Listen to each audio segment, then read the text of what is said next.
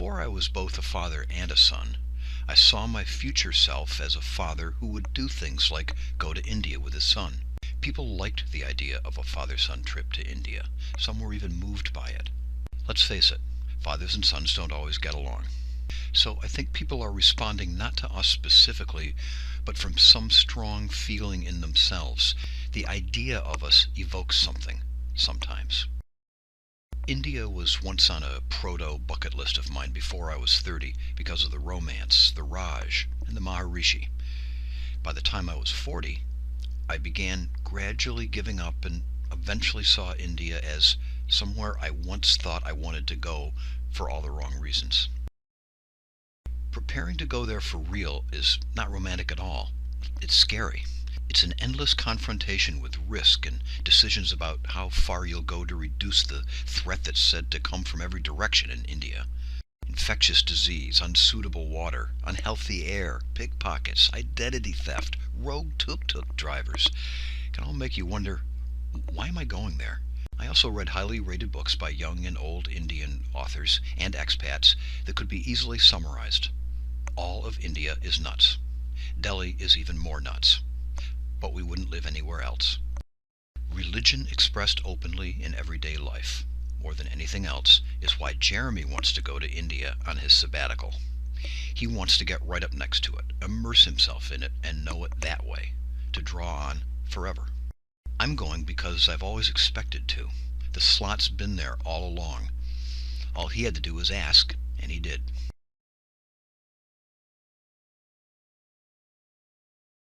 International flights usually start at weird hours, but this one was an easy Monday mid-morning takeoff, and about a day of traveling later, we were in Delhi, just before midnight on Tuesday. We weren't staying long, so we started right out the next morning with a guide and a driver, so we could at least see some of the tourist highlights over our first 2 days there. Like Jama Mosque, where 25,000 people can pray together.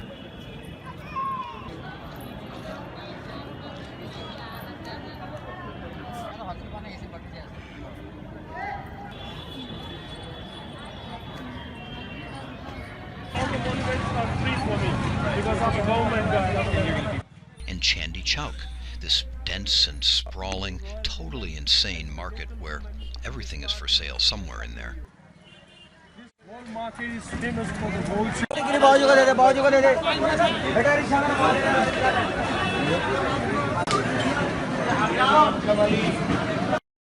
And then there's this, to me anyway, weird implant of British majesty, now occupied by the Indian government. We stopped in on Gandhi's eternal flame.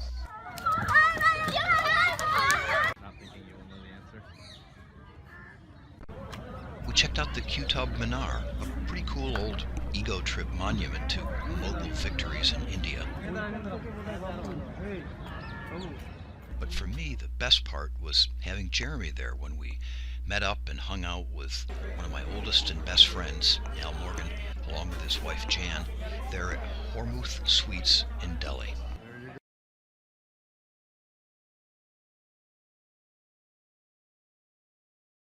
After 2 full days, we caught a night train to Amritsar. We were unprepared for the India Railways AC-1 sleeper coach experience, complete with 2 companions who mumbled out loud from their sacred books well into the night. And Jeremy was some awful form of Delhi belly. He recuperated fast, and we made our first visit to the Golden Temple. Sikhs worship God by serving others, and we saw this in practice at the amazing all-volunteer kitchen operation that feeds 100,000 people every day.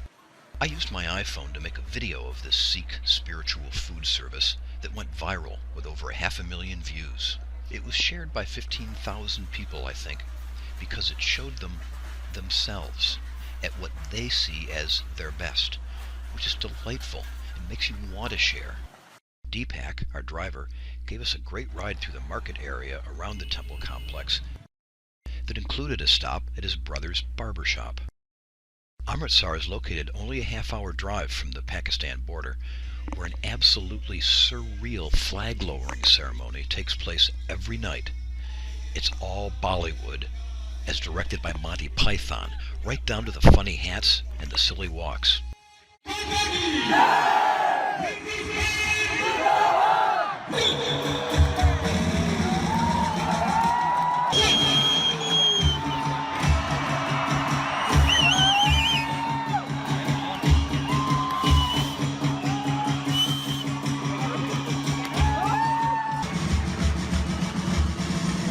In a large, screaming and dancing crowd, Jeremy high-fived the guy next to him and said, "I've never been so proud to be an Indian."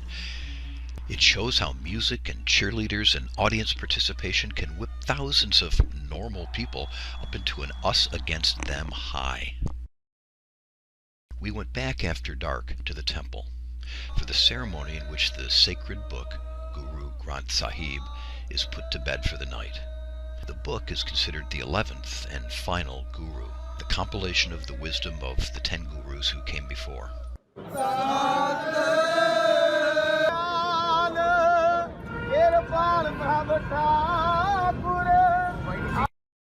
We walked slowly out on this causeway into the Golden Temple itself, which is covered in a thick and rich plate of gold, and once you're inside the room where the book is being read, the spiritual tone is so strong you wouldn't leave at all if the line wasn't pushing you slowly on.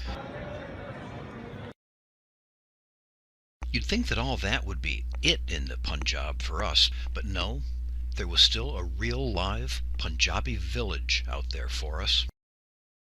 We were driven out to Kaholi, where the local on-site honcho met us and walked us around. Kids played and pulled rickshaws, and we paid them something more than the going rate, but that was it as far as buying and selling.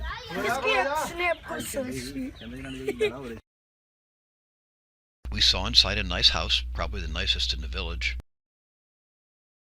We saw big piles of turd for cooking, old machines grinding wheat into flour, workers working, a Punjabi village. And that still wasn't all. We went back for one last visit to the temple, and the next thing we knew, Jeremy was buying a turban, and a real pro from the shop was putting it on him. It was so much fun seeing him in this situation, the center of attention, with other people taking pics with their iPhones too, because it was something different. Okay. Perfect. After 3 days in Amritsar that just flowed, we boarded another AC-1 India Railways night coach and headed for Agra.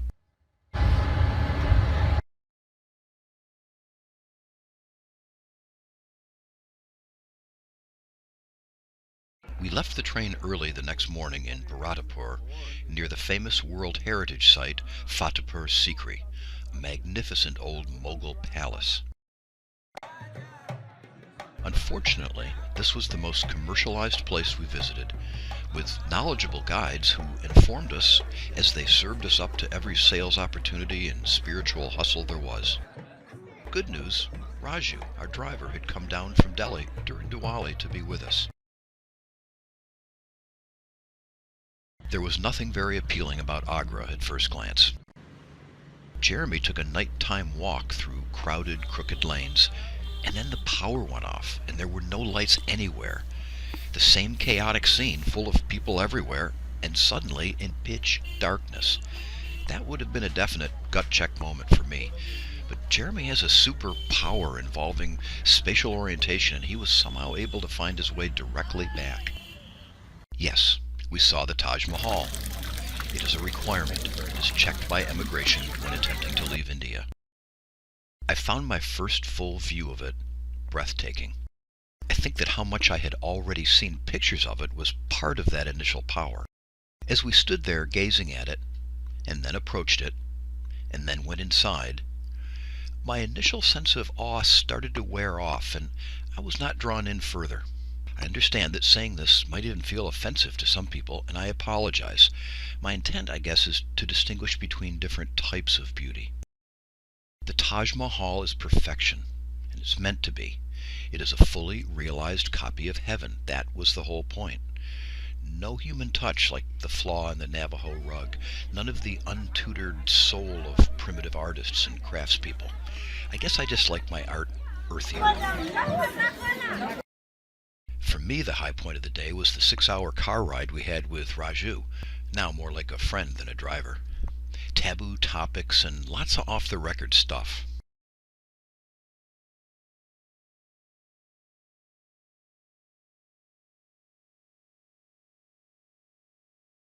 Our place in Jaipur was a beautiful villa from the Rajasthan days, now converted into a small 14-room guest house. This is the city of Gayatri Devi, the last Maharani, whose autobiography I read before coming.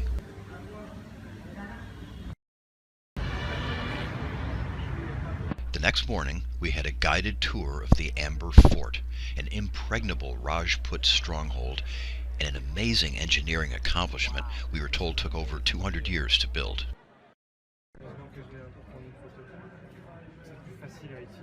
Right nearby was a Martin Escher meets Super Mario Brothers looking thing called a stepwell. Once it was the main reservoir, with steps going down so water could be reached no matter what the level.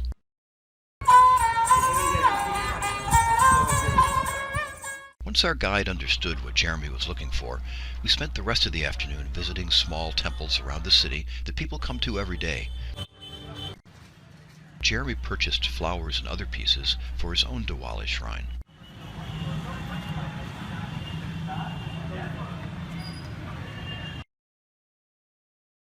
We had lunch at a well-known local restaurant run by a guy who went to Purdue back in the 1940s on a Maharaja scholarship and came back to open the Indiana restaurant.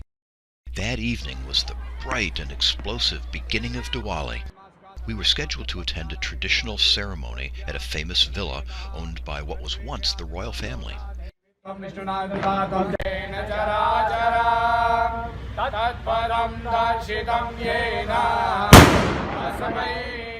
For all that, Jeremy and I thought it was not only hokey and inauthentic, but poorly managed as well. We got everything out of it we could and then just beat it. The real fun was out in the car-free streets, people just parading, gabbing with their friends, eating greasy snacks and having a great time.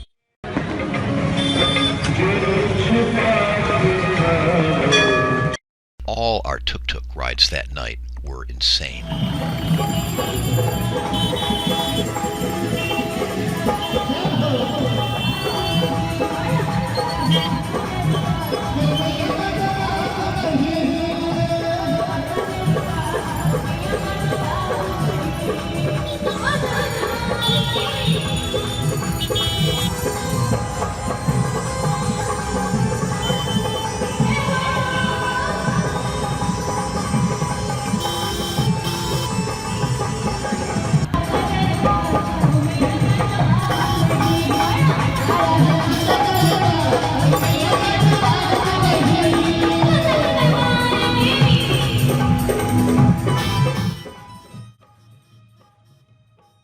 Our next day was wide open and unscheduled, and it went great thanks to Raju. When we walked in, a guy jumped up, pointed at Jeremy, and said excitedly, "I saw you last night," meaning the first night of Diwali in Jaipur, and Jeremy had been a noticeable presence in our tuk-tuk, wishing everyone well. It was an auspicious start to our textile experience. This is the quality. I brought up clothes, and he knew just the place. Before lunch, we were getting measured and selecting fabric. Before dinner, they were custom made and delivered. The Monkey Temple, a little drive out of Jaipur, was also Raju's idea, and it wasn't very touristy. It was a place Indians went to. For the very old and sacred Galta Temple, and for the beautiful pools at the more recent Monkey Temple complex built into the rocks. We received a special blessing from the priest there, played around with the monkeys, fed them bananas, and heard some more great stories from Raju on the drive back. This was the 5 a.m. start to an Indian domestic air flight's morning I had seen on the itinerary weeks ago and tried not to dread. As it turned out, people and luggage all made it. Nothing went wrong, even though it was Friday the 13th.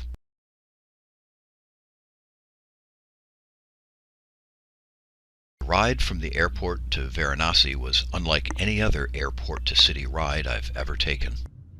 There's no expressway or limited access road at any point. Just a one-lane, each-direction street going right through the middle of markets and little ramshackle houses and businesses and everything else there is. Mice scurrying around at our first restaurant just seemed like part of it here. The main event got going around 5 p.m. when our guide, Salman, who was a Muslim, led us through Kashi, the old city, to our first evening ceremony at the main ghat, which we watched from a small boat in the Ganges near the shore. We also saw the largest of the crematoriums in action, one that turns 300 bodies a day into ashes. I thought a lot that evening about being here this way with Jeremy, how I'm feeling, what's surprising, what I'm learning so far, and I wrote about it in my journal, pounding away at the virtual keyboard of my iPad. We had breakfast family style at our little 4-bedroom homestay, then spent most of the day at Sarnath, where Buddha first taught. And Jeremy and I meditated together 2,500 years later.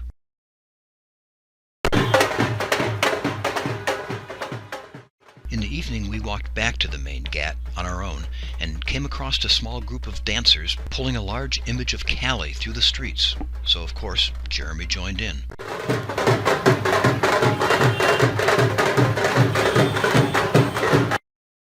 We packed a lot into our last day in India together. A long walk across several of the ghats, just watching everyday activity that has gone on for thousands of years in what may be the world's oldest continuously occupied city.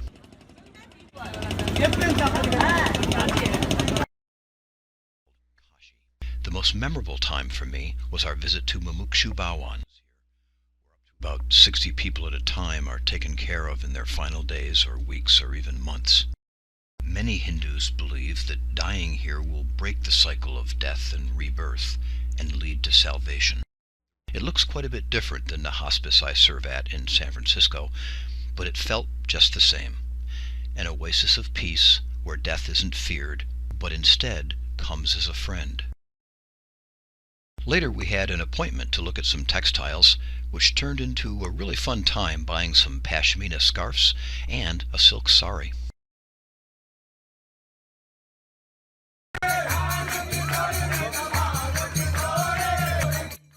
We got back to the ghat just in time for a huge festival acting out age-old stories of the Lord Shiva, tricky snakes, and immortality. Jeremy and I had started off together on a Monday 2 weeks ago, and now we had reached the pre-planned time for me to go and him to be alone. We had been so tight, in such a flow together almost all the time. Separating hurt. We both fell apart, and then switched to being on our own. It turned into a perfect afternoon and evening because I was sharing a 4-person AC-1 compartment with a very nice, very well-educated couple from Mumbai, both professionals, both recently retired, like me. Both very happy to spend hours rolling through India talking with an American about all the great stuff, religion and politics, retirement and life. I had a good night's sleep in the upper berth, my best on a train ever.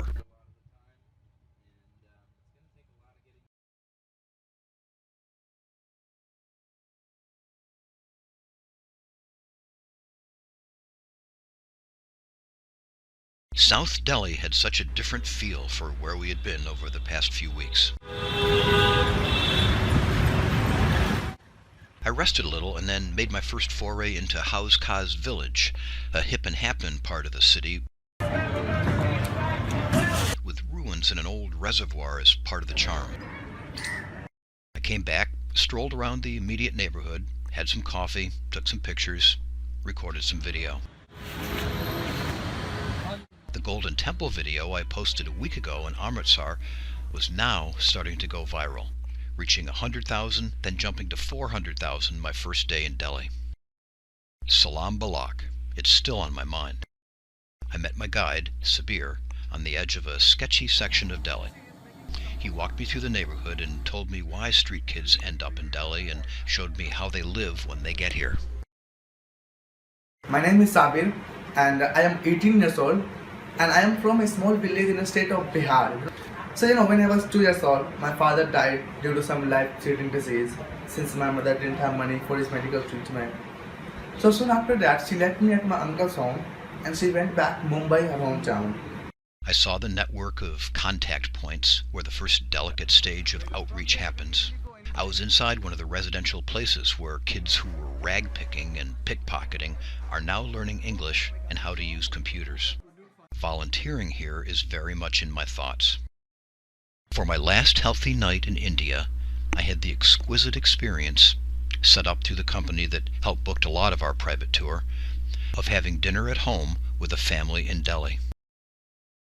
Seeing what it looked like, eating non-restaurant food, making new friends. I was already in trouble at that point, but my joy of being there overcame the Delhi belly until it couldn't anymore. I spent my last day taking it easy, which was probably for the best.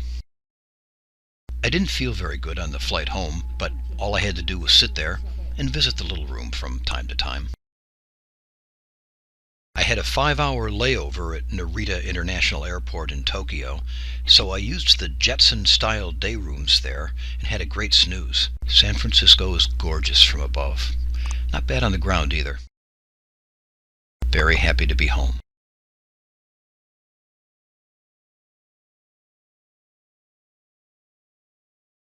A friend emailed me the idea of the 3 India trips, before, during, and after. 1 week into after, I was still dreaming about it. I started posting about things that still stood out as unexpected. Starting with the Punjabi village that I thought for sure would be an awkward tourist sales trap, and it wasn't at all.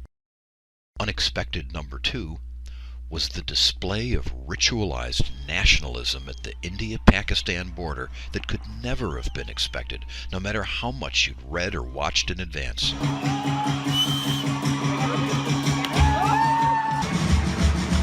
My third unexpected, and last one so far, was the viral video. I had received 100 likes on a post maybe once or twice, probably because of a cute granddaughter in my lap. This one got all those shares because it was about a community at its best, and the people there loved it. Then I moved my Facebook reflections into overrated, highly subjective, just based on my little 3-week experience. And I came up with bug tents, the India Gate in Delhi, the Taj Mahal, Indira Gandhi International Airport, Indira Gandhi, and the British.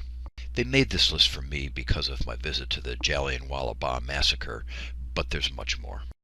But on the other hand, in my next post, I found these to be underrated.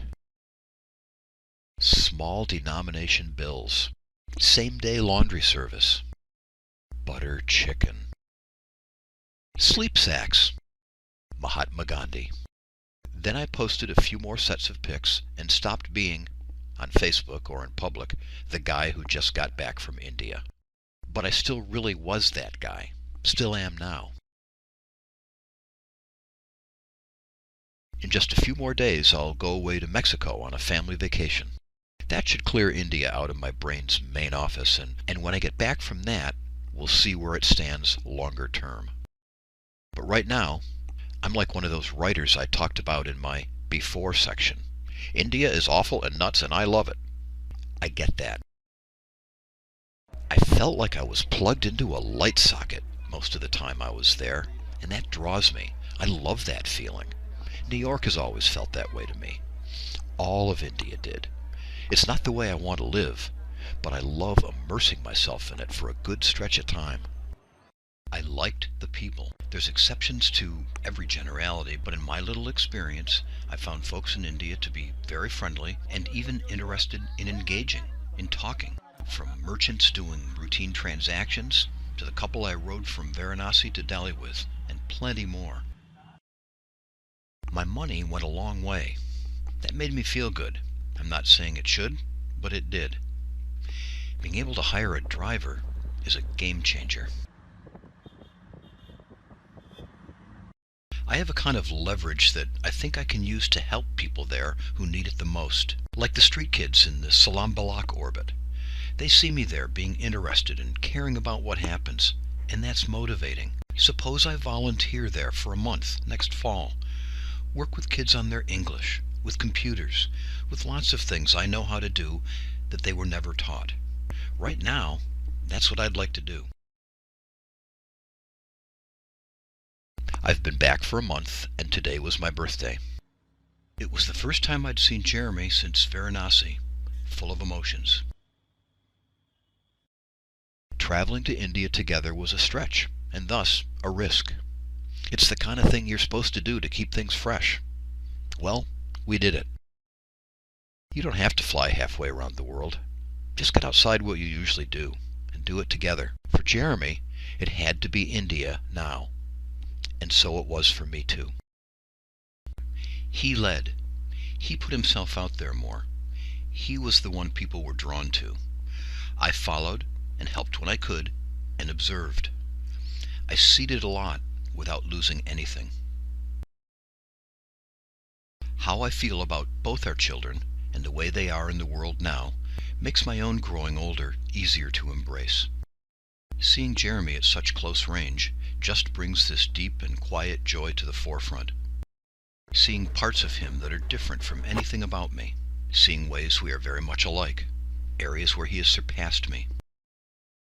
Writing these words helps me understand my India journey a little better. What I'm feeling right now shows me how much I'm still traveling and still feeling everything that does.